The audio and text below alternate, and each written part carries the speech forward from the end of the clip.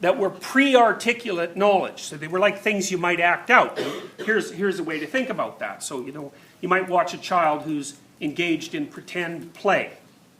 Okay, and often children will pretend to be a mother or a father for obvious reasons, and what they do is they observe their mother or their father, and then they act them out. But it's a very interesting form of acting out, because we think of it as imitation. Oh, look, she's imitating her mother. But imitation means you move your arm like this, and I move my arm like this. And that is not what children do when they're playing.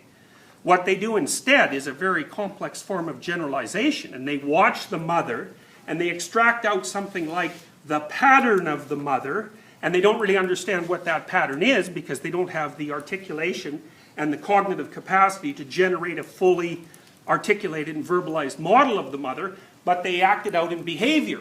And so it's, in a sense, they're incorporating the spirit of the mother, that's one way of thinking about it, into their behavior, and then they can act out things they don't understand.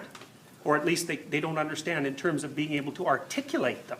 And lots of things you can't articulate. You can't articulate how to walk. You can't articulate how to ride a bike. You can't articulate anything complex like how to engage in a successful relationship. A lot of that knowledge is embodied, assuming you have it at all. So it's dramatic action. And you could also think about the symbol as a mediator between dramatic action and full cognition. So, for example, imagine a child is playing at being a mother, and then you stop them and you say, well, what are you doing? And the child might say, well, we're playing house, I'm pretending to be mom. And then you might say, well, how do you go about doing that? And then they're going to try to articulate what they're doing, and while they're doing that, they're going to be using their imagination and representing the things that they're trying to understand. And then you can see how the symbol, which would be the visual representation of the mother's action, like a little movie that you might run in your head, you can see how it might lay itself on top of the dramatic action as a precursor to articulation. And so that's a good way of thinking about it, is that the symbol is a precursor to articulation.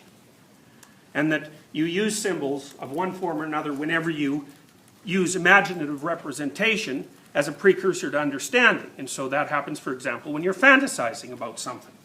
So, now for the psychoanalysts, particularly psychoanalysts like Jung, the imagination was something that had a spontaneous operation. It would just go along on its own and do things. And of course, you also experience that if you, first of all, when you dream, obviously, because you're not in control of your dreams, something's in control of them, and they happen, but it's not you, or it's not the you that you normally think of yourself as.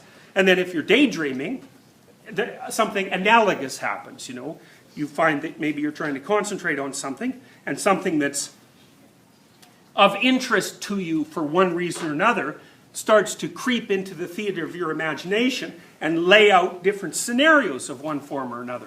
And it's sort of like the natural language of the psyche, because it isn't obvious that the natural language of the psyche is in fact language, right? Because we don't really know how long human beings have been using formal language. The estimate's 150,000 years. That's one estimate.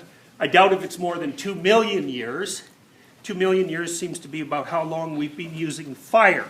So it's somewhere between 2 million and 150,000 years. But compared to the entire history of our cognitive development, which you can stretch back, well, to the beginning of life itself if you want, or at least to the point where things had nervous systems, that's more like 500 million years. And so the psyche was operating without language for a much longer period of time than it was operating with language, and it was doing something to organize its conceptions of the world that were pre-linguistic. So what we're going to talk about today, or what we're already talking about, is what the structure of those pre-linguistic cognitive forms might be. And I'm offering that to you partly as an element of the integrating theory that I told you I would try to deliver in the first lecture, and also as a means of giving you a schema or a language to start to understand what symbolic representation means from a psychoanalytic perspective. And I hope that'll be very useful. I mean, it's been extraordinarily useful for me, because it offers a key to understanding symbolic literature and symbolic modes of cognition. So for example, religious systems are symbolic modes of cognition par excellence. That's what they are. And they're not primitive theories about the nature of the objective world. That's a foolish way of looking at religious systems, and it sets up an artificial dichotomy between religious belief and scientific belief, and all that does is confuse people. So religious belief is primarily about morality, and morality is about how to act, and religious symbolism is about how to construe the world as a forum to act in. And that's what you have to solve that problem, because the biggest problem you have in your life, and the biggest problem you always will